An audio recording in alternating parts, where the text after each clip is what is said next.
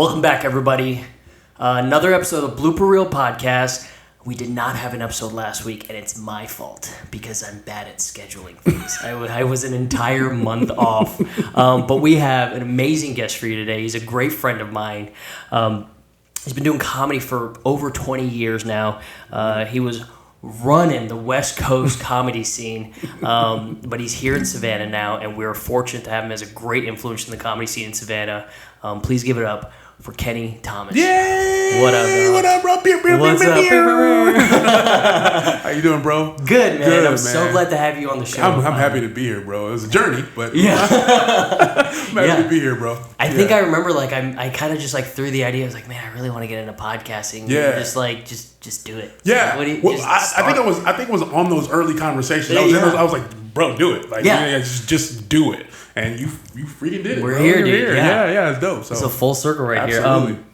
But dude, there's so much of your life was comedy, like almost, so there's so much to delve into in like a short podcast. But Yeah. how you been, dude? Good. I've been good, bro. Yeah. I took a long break and Yeah. came back, and now it's just my life got to a point where I just needed comedy again. So I'm happy I'm back on stage and writing again, and I love it, bro. Love it. How long of a break did you take? I took after COVID. So man, it had to been 5 years, 5.5, because COVID happened in 2020, right? And Wow. yeah, it was long. That's break. a long time. I thought you were going to be like 6 months or something like that. No. Well, COVID, shut everything down in California. But, from there, not going on stage. And then after COVID, when it opened back up, I just I don't even want to do it. I have a lot of questions about taking that long of a break. But something that we need to address right now so the public knows,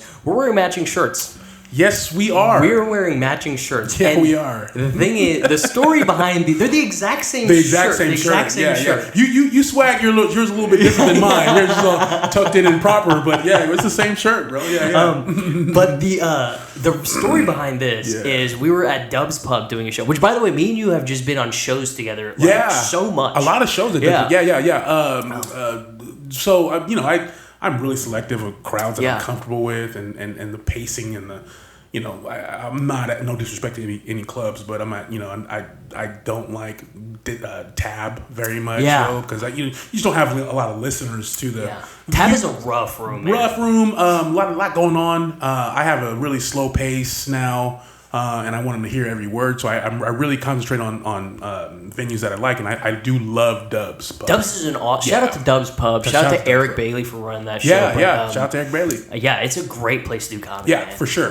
They got that upstairs kind of laugh lounge they got going on. I don't know if they patented that. I don't even know what, but like a laugh lounge, and I really like it, man. They're really there to laugh, and they're really savvy crowd. So we were at that show. I think it was at the end of the show. We had a great show. I think it was I think Brett was hosting it. Yeah. Right? Yeah. And then me and you were just kind of sitting there, saying bye to everybody. And this lesbian couple walks up.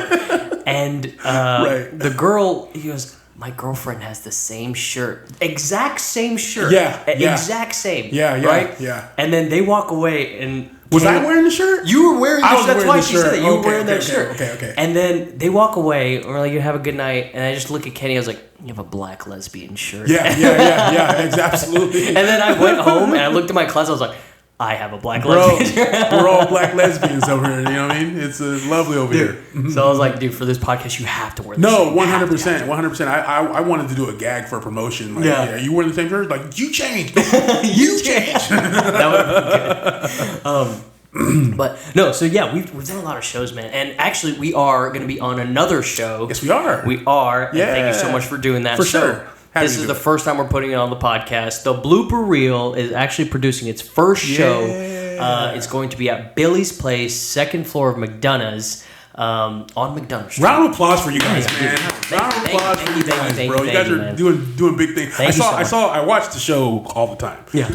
And you guys got graphics in the front and everything. Really? I love it, bro. I love it. Do you know Cody Jane? Actually, no, you wouldn't know Cody Jane. Okay. He's a lot of the Tab and Portland open mics like that, but he's a really good guy, and he did the intro theme for it. Cool. I don't know how he did it. Yeah. I have no idea how to do it, but he fucking did it. It's impressive. Yeah. Cody, good job in After Effects or Fucking whatever killed you it, use, Cody. but you killed it. All right, let's get into your life, dude. Sure. We'll learn about you. Okay. So you spent, again, originally from New Orleans, right? Originally from New Orleans. But you moved out there so quick. Like, I was born in New Orleans. I moved out to California when I was like 3-4 years old. So pretty much California is where I was raised. I do rep New Orleans still. Great city to rep. You have a lot of family there? So Yes, like you yes. visit often? Yeah, my mom actually moved back to Baton Rouge. Okay. So she's there. Went to go visit her, all the time. But my brother is still in California. He's the only family left in California. My sister lives in Atlanta. So Nice. we're pretty spread out. Right. But I moved to California when I was like young, like 3 years old, and grew up there. Honed my skills on the playground. Talking about playing the dozens and capping with friends and stuff like that. And knew I was funny at a really, really young age. So you knew you were like the funny kid. I was the funny kid that everybody wanted to play with, talk to, be friends with, and I can always spawn any type of relationship with laughter and jokes. So You know what's funny? So I had Evie on the podcast, and she was saying she would isolate herself a lot, but then she would like use humor as like a way to like get herself out of that isolation. 100%. But like yours is like you were always like a popular kid, like, and you did that. So Absolutely. it's weird how comedians can come, like both great comedians in your own sense, but Right. like and come from so many different walks. 100%. I'm more introverted. I don't usually like engage in conversation, but on the stage, I have to turn it on, and it's easy to turn it on. So I've been doing it my whole entire life. So you kind of like spawn relationships on stage. You kind of manage the crowd and the atmosphere, and you have to learn to do that like right now, and that's kind of what makes you good. Nice, man. So in California, I think you mentioned earlier, or before the show, at 16 you started doing comedy. Yeah. Now, is that like on stage? Right. Like on stage On at stage. 16? Get the fuck out of- Was it an open mic in California? It was a private show. It was like a bowling alley. The guy rented out. He knew that I was thinking about comedy from another friend that I knew. She was like, "Oh, my boy wants to do comedy. Can you give him some time?" I was opening the show, and I was only supposed to do like 5 minutes, and I ended up like getting laughs, and I did like 20 minutes, bro. 20 minutes right off the rip at 16. Crazy. I was in the pocket, bro. Yeah. And you couldn't get me off stage. I could not see a light. I didn't even know what that was. Yeah. I thought he was flashing me because I was doing so good. Yeah. And was he pissed at the end? No. He rolled with it. It was a very, very casual show. But he was like, you got some lessons to learn, but hey, you got a career if you want one. And that's fucking wild. Yeah, and the next two shows they were like bombed. What? It was horrible. Was it the same venue? Or No, different different venue. I linked up with this guy. We went to LA. We did Maverick Flats. I don't think it's open anymore. Is it a club or? Yeah, it's a club. It's a club, and bombed, bro. Bombed. I actually opened for. I don't know if you know the guy's name, but it's Doug Williams. Okay. He's a comic. He's actually famously on the Jamie Foxx. Oh no, Emmitt Smith roast. He was on the Emmitt Smith roast. Okay, yeah. And Jamie Foxx was roasting him, and but that's the guy I opened for. And bro, I ate a dick, bro. Did he fucking like mention it when he went? Oh, It was like, hey, it was part of the whole show. I had this stupid beatbox routine where I just beatboxed for like 30 seconds. No way. And it was not good, bro. The energy left the room. It was terrible, bro. Have you tried that joke? Oh no, that joke's you in put the it trash away. compactor. Yeah. Yeah, that joke's gone, bro. Fuck, dude. That's California. And then, like, when did you realize, like, so was California when you were doing, because I would say you're, like, a veteran comic, right? For sure, right? I would say so. Absolutely. Now, at this point. And then, like, what is the open mic scene like in California? Well, California is such a big place. I mean, I grew up in Central California. Fresno, Stockton, Modesto, Bakersfield, that area. And the comedy scene there, the open mic scene, is very, very similar to Savannah because there is no dedicated comedy club. We don't. Right. We have to do these makeshift restaurants that are like moonlight as a comedy club at night, and just a bunch of guys wanting to do it, right? Wanting to throw shows and wanting to do comedy. Very, very similar to Savannah. LA scene is the Super Bowl. That's where it's at. It's like the big leagues. That's the big leagues. What's the major hubs, right? So you got like New York, you have LA, and then LA. You have a big scene in San Diego. Really, San Diego? Yeah, San Diego, Sacramento. There's a big scene in the Bay Area. Punchline. Sacramento has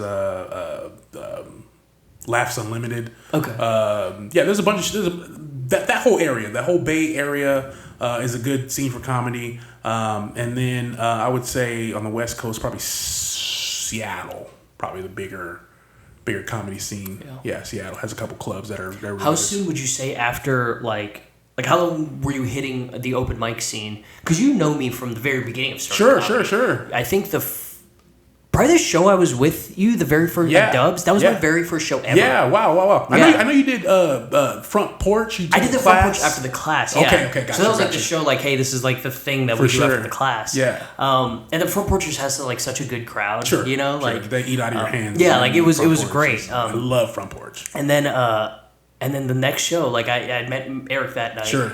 And he put me on one of the shows. Yeah. I think I was like bugging. I was like, hey man, you got anything coming? I love it. I love. There's a bunch of you guys that are newer. Yeah. I love your energy. All your energy. We went to Charleston at where we go? Wits End. Yeah. And you guys all had your notebooks out before the open mic. I just love that, bro. You guys' energy is amazing. But I would say that you guys are funnier than I was when I started. Really? Obviously, you guys are adults and been through more stuff, but you guys are way more advanced than I was in 6 months to a year. That's a tremendous compliment. Absolutely, Thank you. Absolutely. Yeah. I wanted to tell you that a long time ago, but like we're running around and doing stuff for shows, but you guys are funnier than I was when my first year. Thank you, man.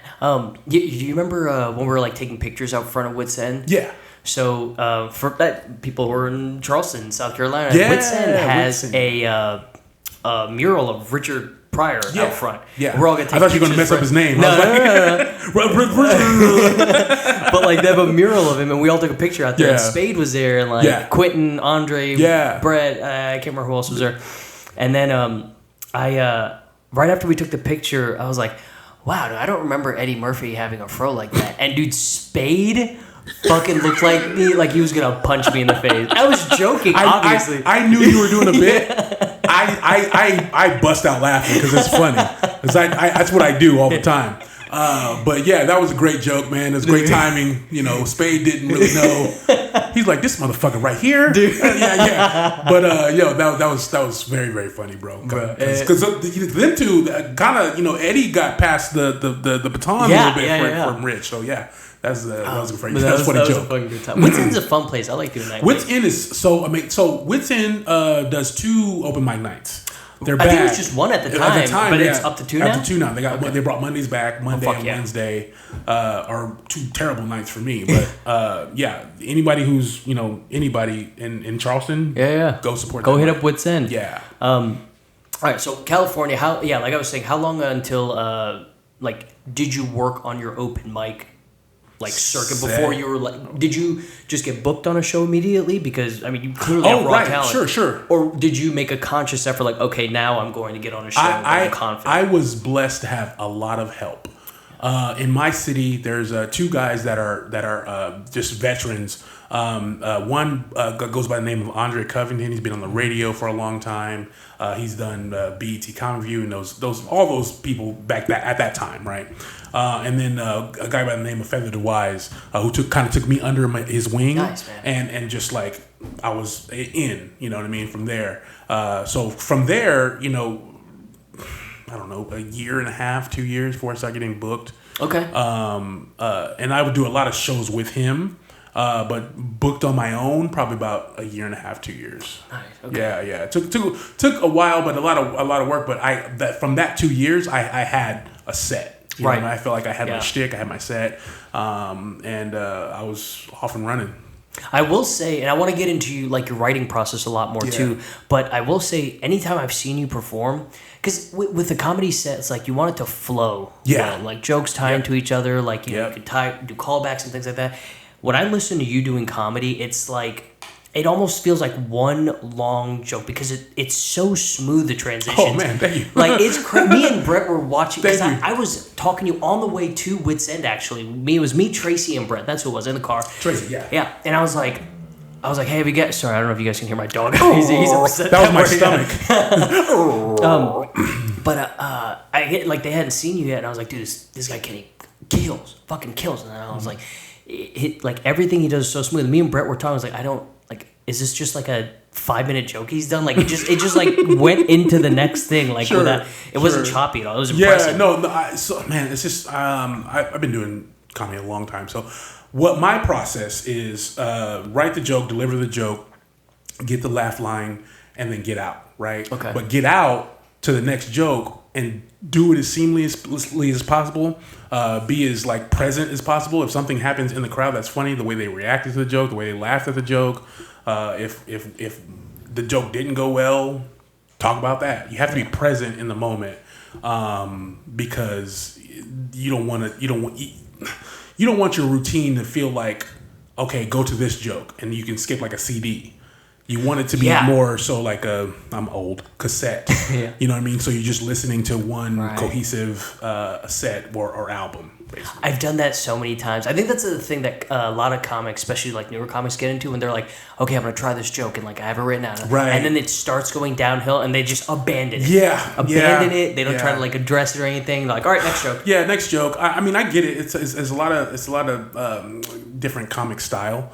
I had a guy that just did one-liners for 45 minutes. Dude, Hedberg. That's his whole life. Exactly. Right? He did a 45-minute special of one-liner, which is so much writing. Right. So it's like, I get that style. That's never been my style. Yeah. And I appreciate that style as well, but I can't write like that. Nah, I like stories. Yeah. I like stories. But I get long-winded with my stories. Right. And I another rule, the writing rule, trim the fat.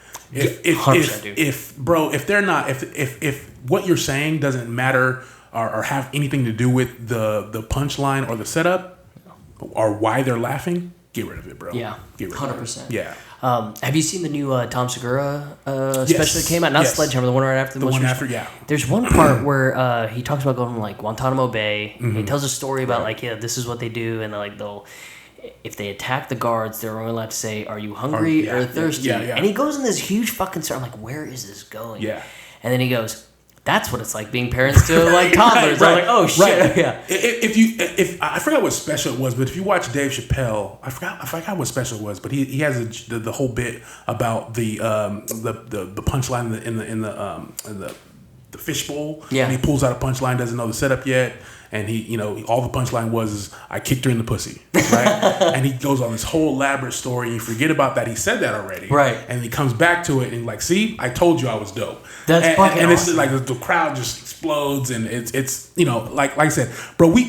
As far as comedians, it is the truest form of performance. I feel. Because we don't have a band behind us, we don't have nothing. We don't have none of that shit. We can play with the crowd or do whatever we want to say or wherever we want to take it and deliver. As long as they laugh, we're doing our job. Yeah, we're doing our job. If Jazz was talking, it'd be comedy. 100%. I'm gonna steal that, bro. Take it. If Jazz was talking, I'm gonna quote it and give you the quote. I'm gonna just say Sam. You're like, who the fuck is Sam? There's so many times like I'll write down a set, and I have a bad habit of like writing a word for word, like almost being too rigid. But then when I go up there, I'm just ad-libbing. I told you to stop that when I first saw you do it. I was like, you're going to stop that eventually, but I'm better about it now. Right, of course you are. You're more experienced, but the word just my set list has like a word. It'll say Carl's Jr. or weight loss or getting old, and I just talk about the jokes, man. Yeah, and wherever the crowd wants to take it, and the every show is different with me because. You'll hear a lot of the same jokes, but the crowd reaction, what I say in the middle of jokes or bits, I'll play with the crowd a little bit. And I think Nate Bargatze was saying that it was like some interview or something. He's like, just like same thing. Like, don't write down your jokes word for word because then it's the same thing. It's just like it seems too rehearsed. Yeah. Like it doesn't seem like 100%. Do you know Raul from Punch? Mm-hmm. Raul, yeah, phenomenal comic. Love him, great improv guy. Yeah. And he. he was like, you should be up there as if you're just having a really funny conversation. Yep. You know, and like that is the best. That's my goal. Every just have a funny conversation. Yeah. I think that's why your sets are so smooth. You're like, I'm just here talking to 50 people at once. None of you talk back. I appreciate it, bro. That's such a good comment. I love that because that's the goal. My new kind of style as I'm getting older and I want to. What was your style when you first started out? Was it like real punchy? Real punchy. Okay. Real punchy. I was like, if the crowd's not laughing, I'm not doing my job right now. Yeah. So it wasn't like constant laughter, but it was more punchy, more silly, more lowbrow. Now at my old age, I try to be more couth, but it's I can still get lowbrow if I want to. Dude, you're 42. Like, you great for 42, man. That's phenomenal. Thank you, bro. I'm 33 and I'm aging like a banana, dude. It's bad. Hey, man. I always hear black don't crack, right? Yeah. And I'm like, it's cracking. it's cracking. You may not see it, but I feel it. I feel it. I feel it way before you see it, and I appreciate that. Yeah. All right, so California, you're doing shows and stuff like that. Now, talk to me about, because you were like up and coming in California. Like, things were going well. Yeah. Were you doing like a lot of writing for like yourself? Were you doing any writing for shows? Stuff Yeah, like that? all the above. I was on several tours with really big names. Got the Hollywood promises, and they just didn't pan out. But that's the game. That's life. I was on tour with Joe Coy, Marlon Wayans, Really? Carlos Mencia. Yeah, I was on tour with big name Felipe Esparza. Man, yeah. I mean, it was really big names. And how does that feel when you're like? Is it like a mixture of like starstruck and then like, hey, we made it, or like just extreme pressure? Like, right. I'm on a different like I'm in the pros. Sure, now. Sure. And we had this conversation too. Like, when you're there, you're with everybody. It's like, it's not like a big long line between me and Beyonce if I do music, right? With stand up, you're next after Chappelle. You're next after big names, right? And a little bit of that happens, right? But you're like, I got to mix it up with these guys and be funny right now. Mm-hmm. What I was saying was, comedy is like, it's not a competition between me and you as comics. It's like golf. It's me against the course, me against the audience. Okay, yeah. So that's a good way to think about it. We'll go up on the same course, same audience, have the same time. Your job is to play that course the best you can, right? So that's the thing with comedy. It's like you play the audience the best you can with the time you have. Yeah, and some comics are better at, or some golfers are better at certain courses than other courses. Right. Yeah, that's a big part of it too. Absolutely. Yeah, for sure. And I've always, that's why I don't really have a big ego, like competition. Like, I don't care if you on this show and I'm not on it, or whatever. Like, I'm happy for everyone doing There's enough for everyone. There's enough for everybody. And it's not like me against you. It's you against that audience that night. So that's so you're like things are going well in California, right? Yeah. Now talk to me about like the other side of it. Dude, tell me how. Start. Really, this is the beginning of how you ended up in Savannah. Yeah. I would imagine, so Cali is like a really big entertainment place. Obviously, Hollywood. The comedy scene in LA we got a few comedy hubs with the Bay Area and obviously LA.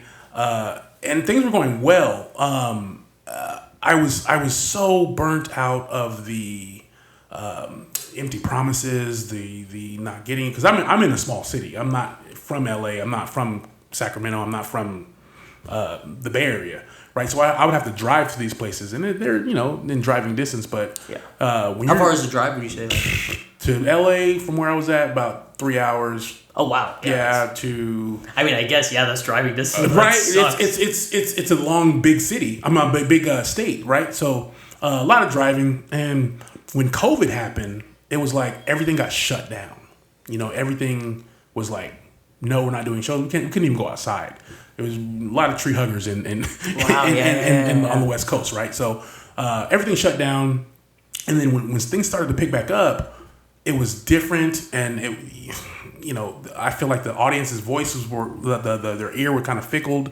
They wanted to hear it a certain way, and everything has changed. How do you mean? What do you think causes that change? And just not being a shift of shift in society. Do you think a part of it? Because I know that this was a big thing. Like Evie was talking, she went to high school during COVID. Like much younger. Like so. Oh yeah, for sure. Being at home and isolated everything. Do you think that was a big part? 1,000%. Like everyone's changed comedy wise. I also my day job. I'm in digital marketing, so I make commercials and write commercials and stuff like that. And we all working from home now. It's like no need to come to the office. Don't get anybody sick, and you're just isolated all day. And that changes society. Obviously, changes everything else from that, right? So I came back. I was like I took a long break, and my daughter, her mother moved her to Augusta when she was like, I think Maddie was in 5th grade. Okay. And when COVID happened, I was like had the opportunity to move to Savannah. I didn't want to live in Augusta, first of all. I've been through Augusta. Augusta sucks. Yeah. And I didn't want to live in Atlanta, right? I didn't want to live in Atlanta, but I did want to live in Georgia. And Savannah got it, bro. I love Savannah. So Savannah's like a little it's like Georgia's hippie town. Yeah. You know what I mean? Like Ann Arbor in Michigan, or Austin in Texas. Yeah. It's like real carved out a little sanctuary. I love it, bro. Yeah. Hey, be yourself, but don't get too crazy. Don't get too crazy. We still tell the guns here, but don't get too crazy. Get too crazy. Yeah, you can smoke your ganja. Yeah, here and there. But it's a really cool town. I live like in a really big art community, Starland District. Yeah. Oh, dude, is Starland Yard? I want to. Isn't it like a outside bar? That's they're. Dude, I haven't been yet. I want to go so bad. First Fridays, they did something last Friday. I was raining, but I don't imagine a lot of people were out. But yeah, it's a good time every time you go, man. It's cool. I need to go, man. I've heard so many good things about it. Yeah. So I want to back up a little bit, right? So COVID happened, right? Yeah. Which, that's gonna be devastating. Like you've spent 20 years building this. Like people will say like, oh, you're just doing stand-up comedy. Sure. Like you just work, it's time away from, like, again, you're doing a full-time job. Right. You have to dedicate time to writing. You have to dedicate time to traveling to mics. And like, it's just a lot. And then the networking is a thing too. That's the part I hate. Building connections. Right. I hate the social media part. I consider that the same thing. I have clips on my phone that I just haven't posted it once. I look at them like, fuck, I gotta do that. I'm trying to get better at that, bro. I'm just so bad at it, bro. Just film it and let it fire, bro. Just let it go. I don't have nothing on my phone. I think mine was like, if I didn't have to write like a description of it, if I could just post it and just be like, it's there. With somebody else. Yeah, it's job. in the ether now. Someone will find it. But you said you took a 5-year break? 5 years, yeah. This started in California, this 5-year break? Started in California, yeah. And then how long, did it like bleed into Savannah, the 100%, break? yeah. Okay, so how much of it that was in California, how much of that was in Savannah? So I've only been doing stand-up in Savannah for about 9 months now. Oh, wow. Yeah. I started when you met Eric, I met Eric probably a month or two before that. Yeah, probably 2 months before, because I'm at like 7 months right now. Right. So it was a long time. So 2025, sorry. Yeah. Is when I came back. So last year around summer. Yeah. So you but like, so was it like 2 years of a break in California and then 3 years in Savannah, or like what was the No, split it was probably about a year and a half in Savannah and like 3.5 years, in California. Now the thing is, when you're a comedian or any type of artist or something like that, right? So like Toby Thompson, right? Toby Thompson. I actually met Toby. The first comedian I met in Savannah was Toby Thompson. No shit. Where'd you meet him at? Stafford's, okay. Yeah. And I was like trying to poke my head into the comedy scene just a little bit to see how it feels and what it was like.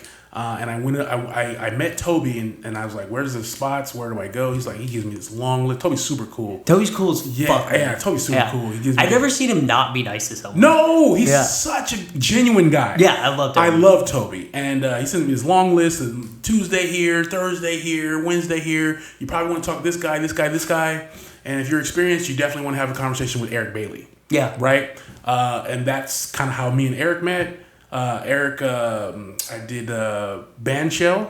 Love Bandshell, right? Dude. I loved Band. That was like one of my favorite spots, dude. Bandshell was cool, man. And like, I don't know what happened or whatever. Yeah. But You can tell all the time, and not to show anybody, but you can tell when the staff doesn't care about the comedy show. Yeah. You can tell. You absolutely can. I feel like band shell cared about, like, the bartender's super chill. Yeah, like, yeah. I would, like, talk shit to the bartenders all the time. Like, it depends on what their goal is. If their goal is, like, 500 people, like, no, bro, we're not going to do that on the open mic. No. But yeah, band shell, and then I just started mixing up with Eric, and Eric has nothing but shows. And, he kind of saw that I was experiencing. My first time back, I was like, this is, I'm better than I thought I was going to be. I just need the reps, and I've been fortunate enough to get reps from him, because he's got like a show every. Yeah. Good, man. That's fucking awesome. Yeah. Like, now, so you're a creative person, right? You're an artistic person, right? Mm-hmm. But it's taking a break from that long. It's like almost like an itch you have to scratch that you're just not. Like, how did you burn your creativity when you weren't investing into comedy? I was probably getting on my ex-fiance's nerves. Oh yeah. Yeah. I mean, it was such a big part of my life. And I honestly, when I look back at it, I was super depressed. Yeah. Not doing it, not having a creative outlet to dedicate to, or whatever. But fortunately, with my day job, you get to write commercials, and when a client was like, hey, you still had some creative outlet, but it wasn't like a recreational creative outlet. Right. It wasn't nowhere near what I did. But I got. Can I guess why you took that? So I know COVID obviously was a big part of it. Yeah, for sure. But I mentioned to you John Anton, right? Yeah. From Port Improv. Love John. Yeah, love John. Dude, super awesome guy. Mm-hmm. I actually met up with him like a couple months after the class because I met him. We had coffee. And I was like, John, how do I produce a show? And I was like, I know I'm not in your class. Right. Help me, dude. Yeah. So he's like always open to giving people advice. Sure. But he was, big into the comedy scene. Right. He was doing tours and stuff like that. And then same thing, COVID happened. Yeah. And like clubs shut down. Yeah. Connections that you've made are no longer there. Like, and I think his was like over a 5 or 6 year span. So like, how discouraging it must be to be like, okay, I have to start from square one. 100%. Was that part of why you were like, oh, that's so like you worked for 20 years at this point, and then it's gone. And you're like, fuck. That part wasn't discouraging. That part's actually interesting. That's like interesting dynamic for me. Yeah. I love having the experience and going through it this time because I'll know what to do and what not to do. Yeah. When I'm put in a situation, I'll handle it quickly and it won't be a speed bump for months. You get like a redo. When you're like, hey, if you could go back to your younger self, what would you say? Like, I would do this differently. Now you have an opportunity. Yeah. That's a really good way to think about it. Yeah, I'm that chick that has been through divorce and have 2 kids already, and going through dating again now. Yeah. So it's like so much smarter, so much you know so much more, and you know what to deal with and what not to deal with. For sure. That's fucking awesome. And then you're in Savannah now, right? Like, let's talk about what are your favorite cities you've done comedy in? What are your least favorite? I love the Bay Area. I love San Francisco, Oakland, that whole area up there. San Jose is a good spot too. That's the same kind of community. I love that. It's such a savvy crowd. I love it. I love it to death because that's where I do some of my most introspective jokes, and I really got to work them out. Obviously home, Fresno is one of my favorite spots too because it's like a small market and they love it. They love it. They're so appreciative. That's awesome. I love going back home and doing shows at home. Obviously LA, the competition really used to. Would you say, because I've heard like New York being another major comedy hub, like it's very like cutthroat. Is LA that way or no? It's different. LA's. I would say the California vibe, the whole stereotypical. Nah, don't worry about it, dude. It's all good. Because there's so much of it. There's like you're gonna eat, bro. If you want to eat, you sit down. You're gonna get fed, bro. Fuck yeah, dude. Yeah. So LA's I always suggest people go to LA when they're newer. Yeah. Yeah, because you can get up a lot. No one's tripping. Everyone knows it's here. You're gonna eat. Well, you heard it here first. Blooper Reel's moving to LA, guys. No, I can't fucking do that. It's expensive. I move so much in life. I tell people now, I'm like, dude, don't bury me in the backyard. Man, bro, I'm not moving ever again. I'm not going anywhere for a while. My daughter is obviously here. She graduates in a couple days. Oh, how do you feel about that, dude? Woo! Yeah. So she got accepted to University of Arkansas. Okay. So she's like super competitive in track and field. Nice. She's like top 10 in the nation. Oh, I'm sure tremendously proud. Yeah. So she's got everything set up for her. It's all good, but I'm, it's your little girl. Does she want to? Does she know like what she wants to major in? Like that, graphic design. Brother, AI's taking that. I told her, I go, do you know about AI? Yeah, like are you? But she's always loved to draw, and I put a iPad in her hand when she was younger, and she always drew on her iPad, and so she definitely knows the programs and all. She could have made your intro. Yeah, we're putting her on payroll. Yeah, I'm putting her on payroll. You call me. So I want to circle back to like the main difference you see from like East Coast comedy and then like West Coast comedy. We'll circle back to that, but I want to talk about what, because your writing again is just like your sets are so seamless in transition. Man, like thank you, bro. your experience that you have in writing. Sure. Before I mention that, this is something that's been like we've talked about and danced around a little bit. So you came to Savannah. You have to. This would be great advice for like a brand new comedian. Mm-hmm. So you have to embed yourself in the comedy world. Yeah. City you don't know people Sure. in. Don't know the comedy scene. Right. Like, what are steps you took? So you mentioned you like got with everybody. Do you just how did you just hear Stafford's had an open mic or you just go to the shows and start asking the right questions? Who books this? Who books that? What mic's this? What mic's that? And then you're just part of the scene. And I remember one night, it was the first kind of like night I went up, and then we just like kicked it out, outside by the street, and we smoked some cigarettes and just started mixing up with what comics do in every city USA. You know what I'm saying? So that's when I felt like I was in the scene. I'm here now, and it got real comfortable. Now that you meant, like, it happens very quick. Like, it was front porch for me, and then I went to met Tracy at Bandshell. Yeah. And then right after Bandshell, that same night we went to Tab. Yeah. And then it was just like, okay, I'm in. Like, You feel like you're in. Yeah. Absolutely. You start knowing people. You start building relationships.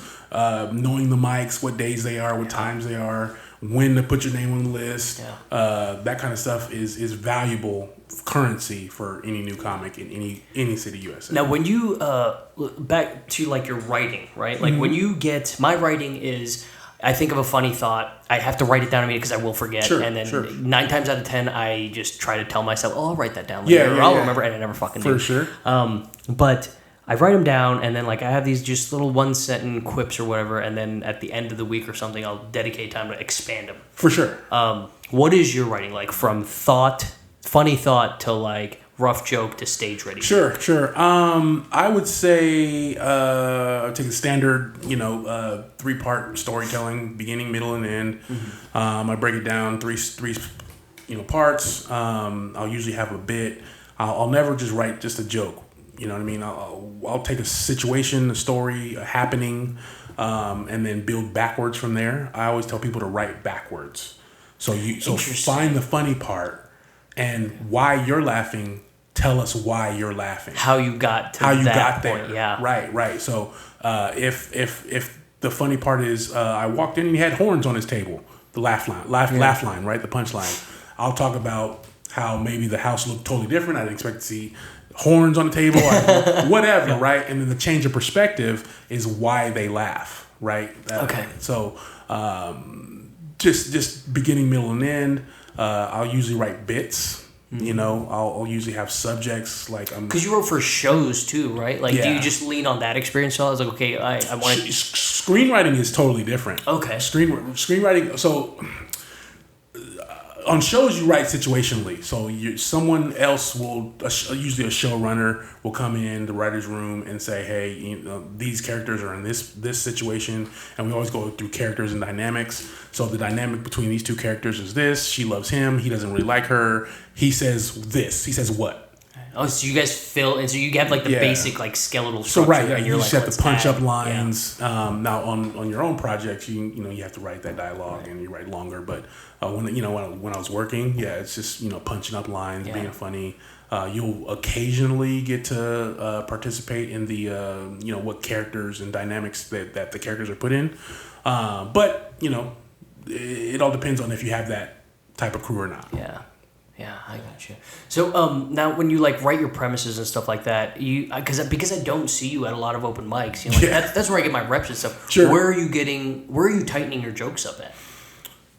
My living room in front of my dog. Really? Yeah. I mean, I've been doing stand up for a very long time, so it's like, I guess it's very almost second nature to you because you know what a joke should be structured and what an audience, because you've seen so many different audiences. I know my pace, I know my shtick, I know why they're laughing, and if the joke isn't funny enough, I know I can save it with a funny face or an act out, whatever, right? But I know that, and I don't really.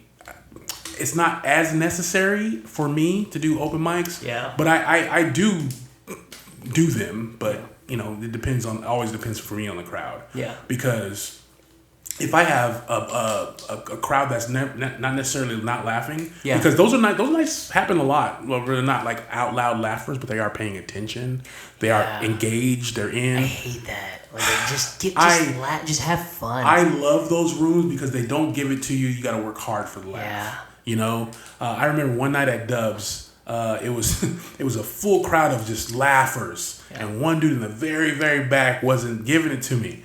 And I stopped and riffed it with him for like a good minute and got him laughing. Then I went on to the next joke, and then he was in for the rest of the show. Nice. So it's so weird. Like they need they want you to like validate it or something. 100%, bro. There was, last week I did McDonough's. Shout out to Matt Hogan for running that mic. Matt Hogue. You were there at McDonald's one of the nights. Yeah. You remember? I think it was Rob. He did that like Cat Williams impression. I haven't met Rob, but I remember the Cat Williams guy. Yeah. He did the slow motion porn. Fast forward. Yes, it was really good. Yes, fast forward. Yeah. Mm-hmm.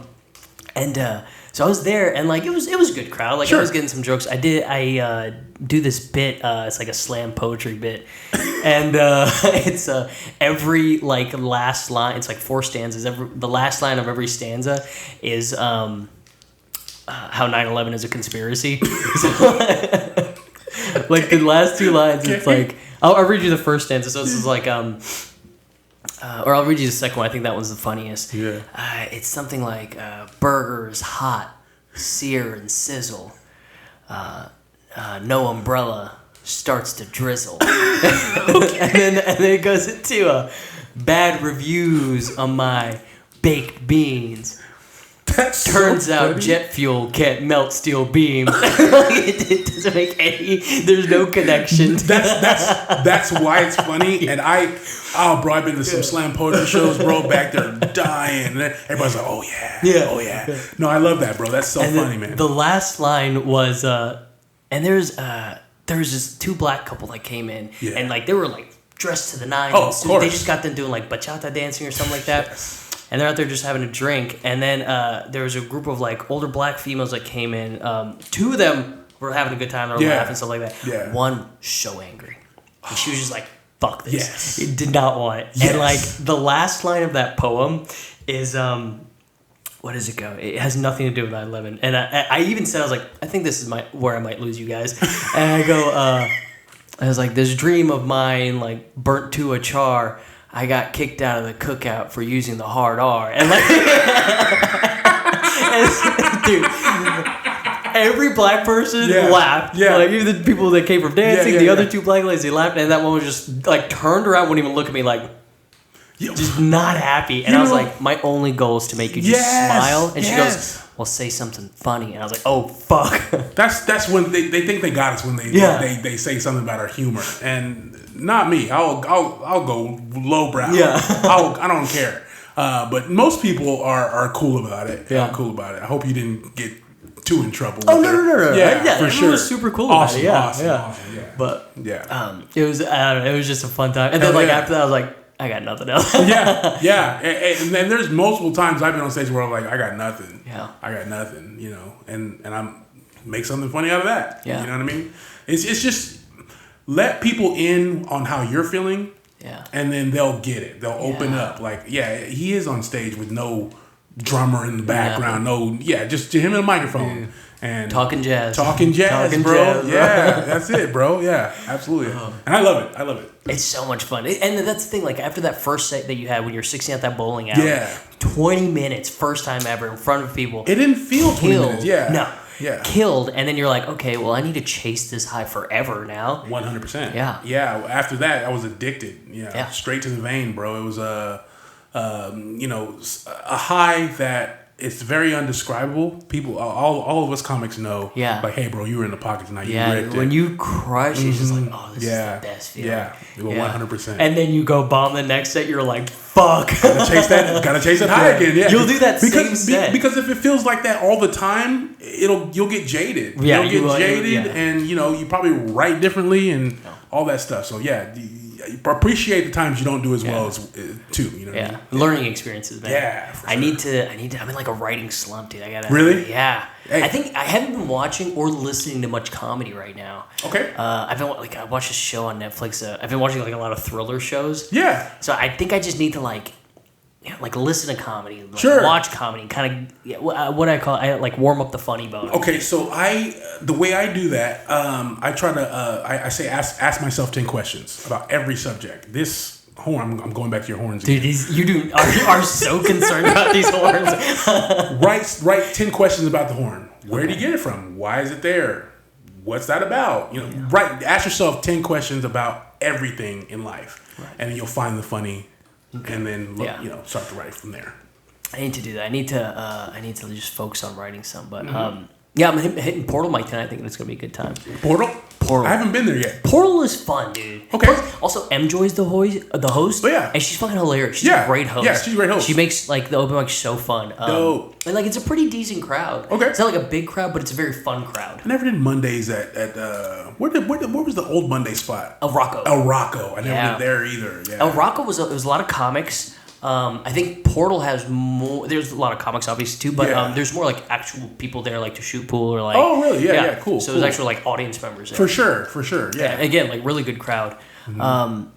I think we're gonna be doing that, and then Sentient Bean is this Tuesday. I've never done it, and I'm gonna try it out this week. Sentient Bean. Have you done that, Mike? Nope. I know there was gonna be a premiere show at Sentient Bean. Oh, really? And didn't end up happening for some reason, but I know they do some stuff. Yeah. Okay. So I'm down to check out some rooms. Yeah, I'll hit you up on Tuesday. I think it starts at 7, but it's an everything open mic.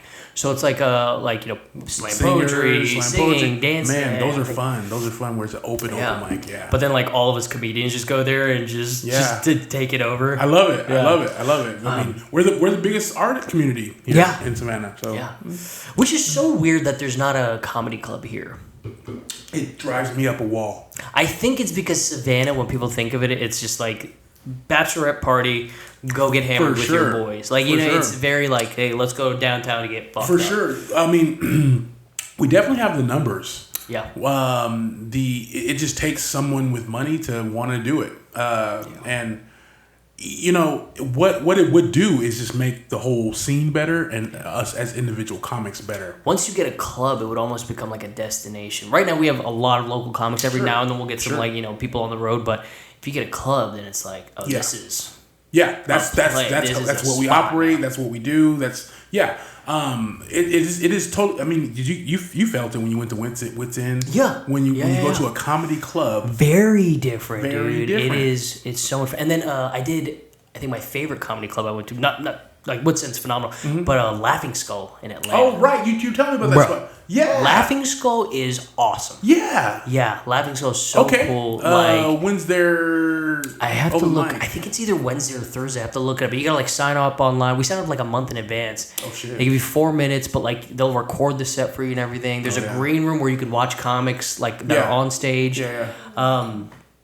But yeah, dude, Laughing Skull's a dope. That's super spot, cool, man. I never heard of the Laughing Skull. Dude, when I next was time, if we get an opportunity, we gotta go. For it's sure, so much fun. For sure. Also, Tracy moved to Atlanta, by the way. Now, Tracy Hardy, he's been on the show a couple times. Dude, Tracy. He actually is based out of Atlanta now. He's been hitting mics. He said he was able to hit like 6 mics on a Sunday, bro. Yeah, crazy work. Yeah, I mean that's any big city that's doing the scene in any big city. But what I would say about moving to like a big city to actually doing it, don't waste your time. If you're gonna do it, like get the most out of it. Do 6 mics in a night. Do that every night because you will get better. You're not gonna be famous. Don't move to Atlanta. Don't move to LA to be famous. Don't move to New York to be famous. But to get good, you can get really good really fast. Yeah. 100%. Okay, so what's if you like a brand new comic who wants to get into, let's just say the Savannah scene specifically. Yeah, for sure. What advice would you have for them? Like reps obviously is huge, but is there something like just through all your years of experience, like what is advice you could give to a young comic?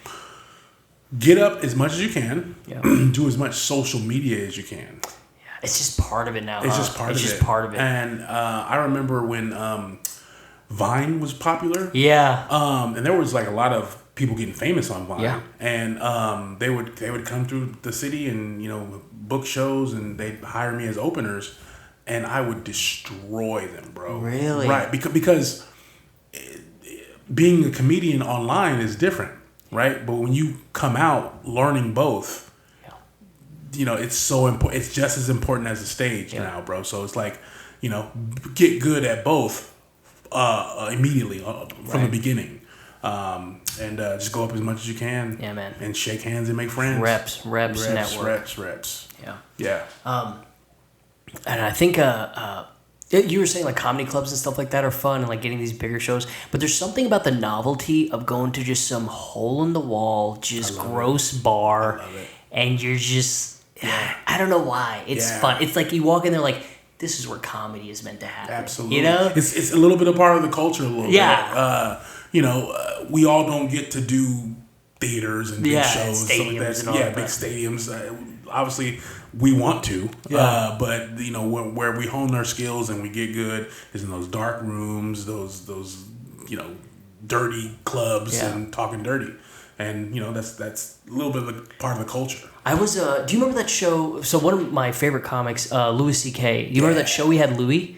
Mm-hmm. Yeah. So there was a scene in there. I went came up on YouTube or something, and it was one comedy friend or one comic friend he was introducing to another one.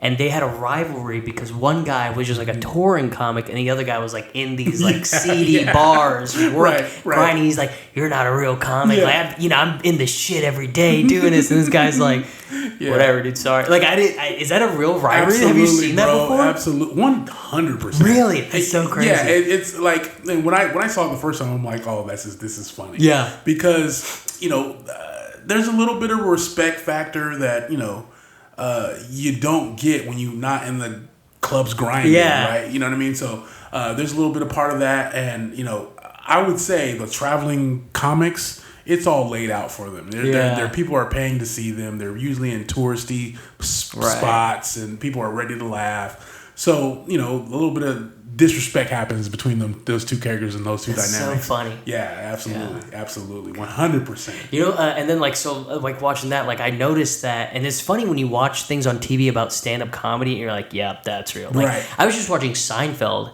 and he was like, he went to the club guy and he's like, "Hey, you got me at the 10 o'clock. Can you put me at the 11 because there's more people? And like, can I get some more?" And I was like, I've had these conversations. I've had this exact conversation with somebody, dude. And when you get bumped, like when you're like working LA, when you get bumped, you can be bumped by anybody because they're all here. They're all in LA. If they want to do 10 minutes before, or if they want to do 20 minutes before you go up, the club's going to stop the show and let him up or her up, you get bumped or you get moved, and it sucks, bro. It just is what it is. It is what it is. It's part of that area. You're just gonna have it. Part of the stick. If you don't like it, then move. I guess. Right. Do comedy somewhere with less famous people, bro. I mean, less famous people, but that they're coming to laugh. Like the audience. Remember, it's the audience. It's you versus the audience. So they're coming to laugh. Have you ever seen a famous person come like bump somebody and bomb?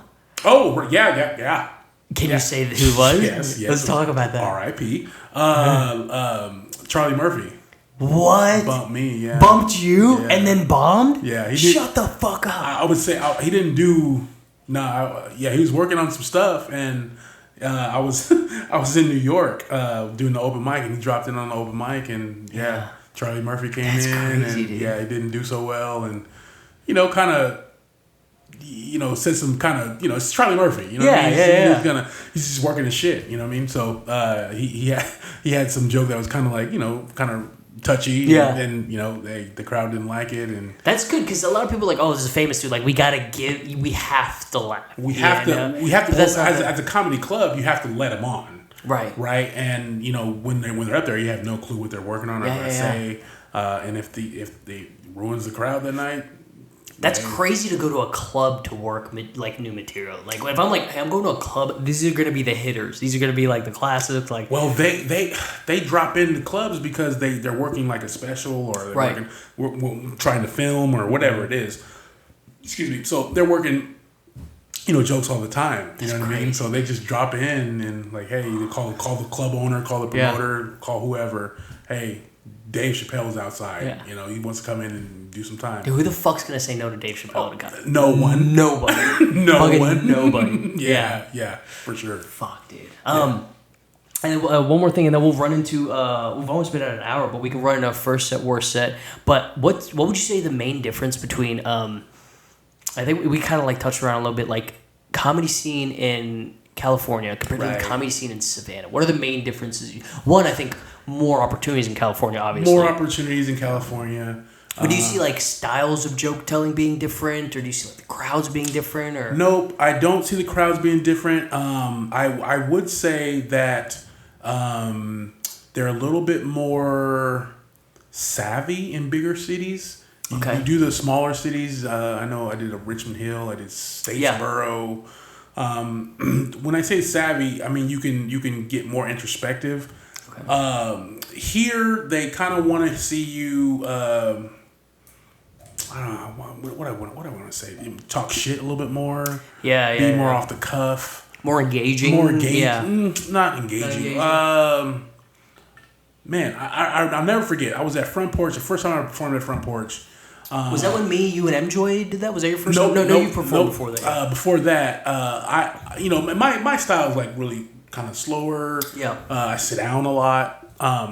And I didn't do as well as I wanted to. And the next guy that came up was really animated, really performative, and that kind of thing. They loved that. They wanted to see that, right? Okay. So I started standing up a little bit more, being more animated, more more performative. I see what you're saying. And they like to see that a little bit more here. I would say. Interesting. Yeah. Do you think that's pretty true for like most like big or small cities? Right? I would say yes. Yeah. Yes, I would say yes. Because if you think about it, the smaller cities they're coming into an event, right? We're doing the makeshift comedy club in a restaurant bar.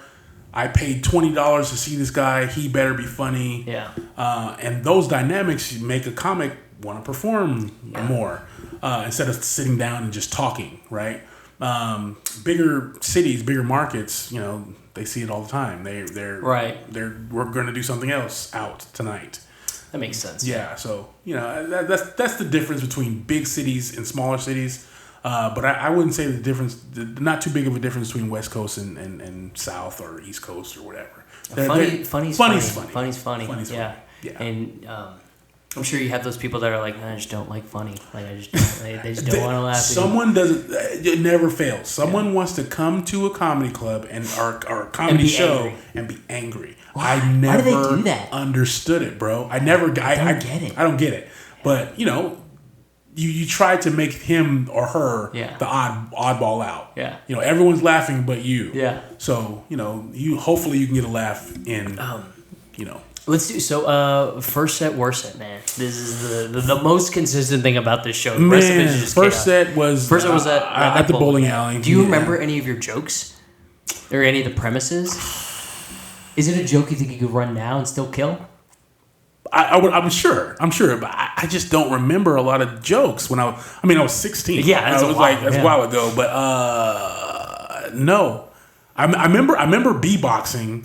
You did that your first set too? No, I didn't do that. Okay. I wrote that. Dude, you gotta tell me this beatboxing joke. It's so stupid. So I come on stage. And I beatbox, and because I can beatbox pretty well, and on a microphone, but I'm not a rapper or a DJ or whatever, so they're like, "What?" You know what I mean? So after I beatbox, I make fun of this song, not knowing the words, and rappers not understanding them, and it was so whack, bro. It was so not funny.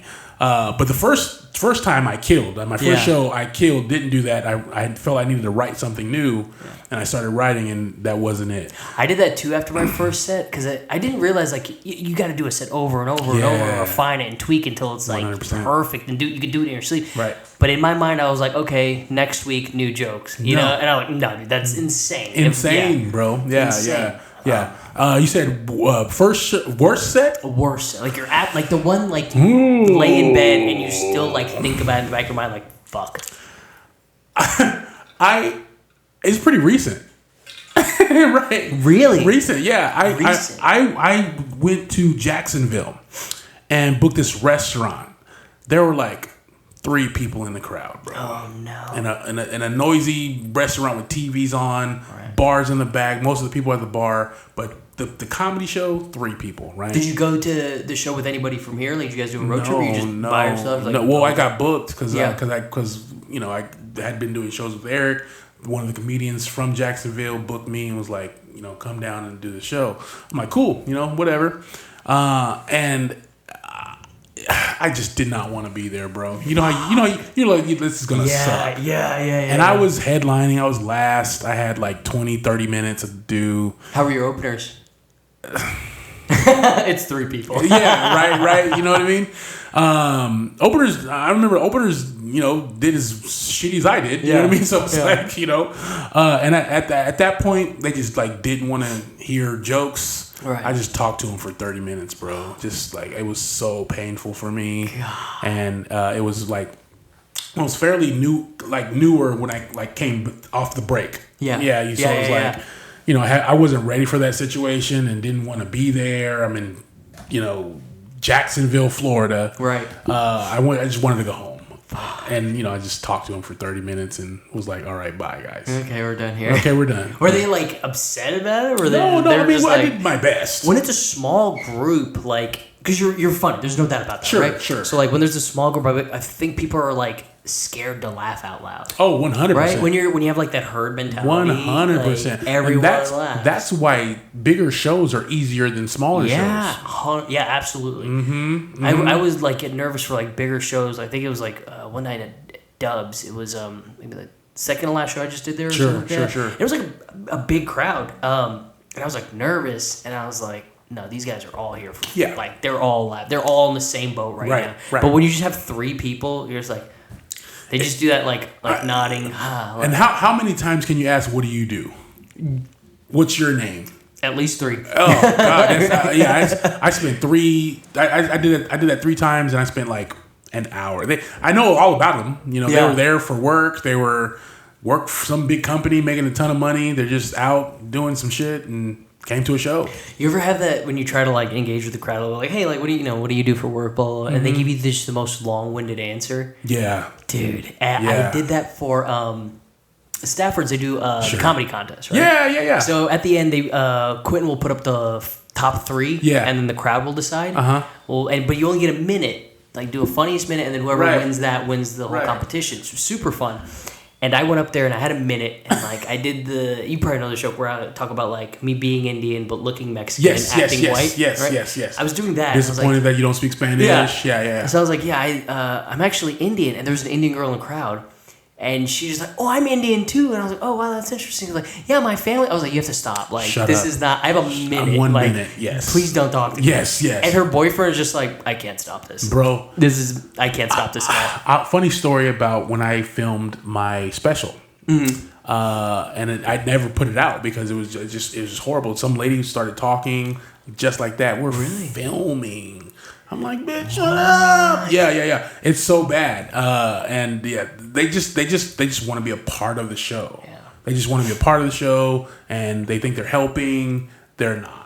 No, they're never helping. They think they're being funny, and sometimes they are being funny, but it's like this is a rhetorical thing. Like, but so we're the MCs, right? Yeah. We're the master of ceremony. So follow our lead. Yeah. Don't dart off, man. Like, your fucking name isn't on that poster. Like, you get the fuck out of here. Me, not you. Yeah. And also, all these people didn't pay to see you. Right. Yeah. Shut up. Yeah. That's always frustrating, man. It's always as an experienced comedian. Yeah.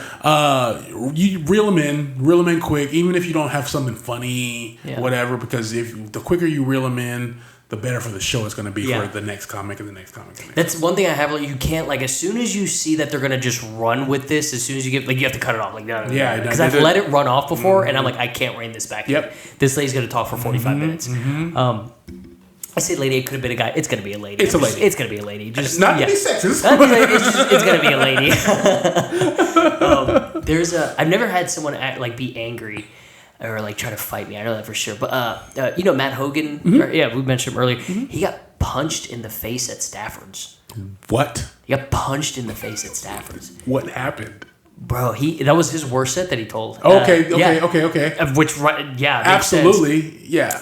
It was like a mom, her daughter, and like the mom's boyfriend or something like that. At Stafford's? Yeah, I think they were like older. Like, it wasn't like a young kid. That's even more weird. Like, an old lady punched you? And the daughter, I may be fucking this story, but the daughter was like, "You better not talk shit about my mom." And Matt's like, that wasn't the plan. Yeah, that's an invitation to talk shit about your mom now. Yeah. And he said something, and I think he said, like, no, I'm not going to talk shit about your mom. She's like, what'd you say about my mom? And then, like, the mom or the daughter went up and just, like, gave him a 3-piece. Like, wow. Bah, bah, bah. Yeah. That's crazy. He got 2 black eyes. No! Yeah. I'm going to make fun of Matt so bad. No, I'm sorry, Matt. But yeah. Sorry, Matt. Yeah. I mean, he said it on the podcast. Yeah, that's what I'm saying. Yeah. I love it. Man, I don't have a story like that. I've been in situations where, it gets crazy, but never, a point where the fans rushing the stage and all that shit. But, I have had to kick many people out before. Really? Yeah. Because, I mean, they just don't want to shut up. And I try to make, their heckling part of the show. Yeah.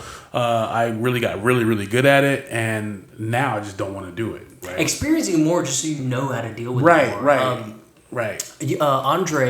Andre's really good about, I think, Rodriguez. Rodriguez, Rodriguez, went to Charleston with him. Yes, we did. Yeah, great comic, and he has this way. Whatever, like I don't think I've seen anyone do it better, but he has this way of like reeling in a crowd. It's really impressive. Yeah, for like sure. If the crowd's like all over the place, he like gets them reeled in.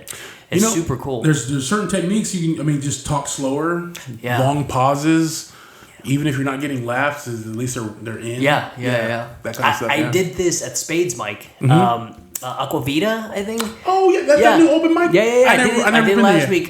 Spade Middleton hosts the Play to Win podcast. Mm-hmm. He's got his own open mic at Aquavita every Wednesday. Yeah. Wednesday. I saw it on. Yeah, absolutely. And I went there and I got on the mic and it was very it was chaotic. Like people were like holding full blown conversations, and I was like, what can I say that will get everyone's attention and just like lock everybody in? So I went, so slavery, and everyone stopped. Everyone stopped, bro. Dead. I swear to God.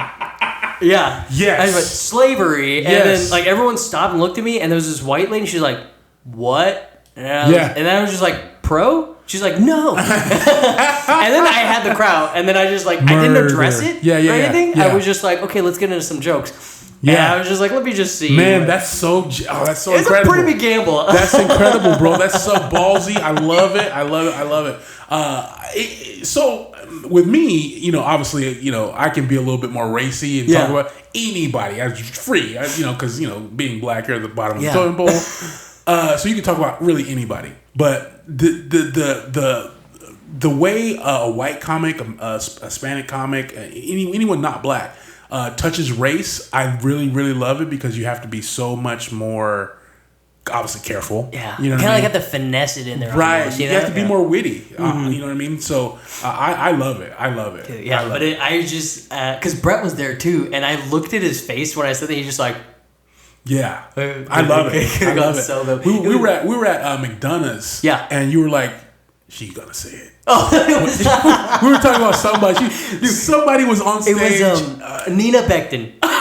Nina Becton. Shout out to Nina. She's been doing comedy the same amount of time as me. Oh, word! And yeah. she does these things where she roasts somebody, but does it in like a nice way. Yes, like a very like sweet. Seen her. Yeah. I seen her. So she does that, and I was like, she's like, who wants to get roasted? And I was like, Kenny, don't raise your hand. Right, she'll say it. She'll say it. And me and you were dying over there, bro. That was so funny to me. Shout out to Nina. You said her name? Nina. Yeah. She's really funny. She did a M Joy show, Big Chick Energy. Yes. Yeah, she's been on that. Dope. Yeah. That's a really good show. I had a dream that I was the first guy with a penis on that show. That would be fucking cool. That'd be so fucking cool. I just want to do it. Yeah, I want to do it, but that'd be awesome. They got a good thing going. I love it. But that's the show, man. Dude, that's fucking awesome. Thank you for coming on, man. Thank you for sure. Where can people find you? Let them know your Instagram. Yeah, my handle on everything is Kenny KT Thomas on Instagram, Facebook, TikTok. It's all Kenny KT Thomas. I will be on your show June 6th. June 6th. I think I'm doing Front Porch with Eric on the 30th of May. And a lot of stuff coming up. I know Statesboro, I'll see you soon. Charleston, I'll see you soon. But yeah, follow me, Kenny KT Thomas. Awesome. Thank you guys again for joining us for another episode. We will have another episode next week. Next week, as a guest that you guys have heard me talk about constantly. I quote this guy all the time. It's Nate Sesko. Oh, man. He's going to be on the show. Yes. And yeah, keep your guys' schedules open for June 6th. We're going to have Kenny on there. We got Brett. We got Lance Weiss on there. We're going to have some live music. June 6th, Billy's Place. All right. We'll see you guys.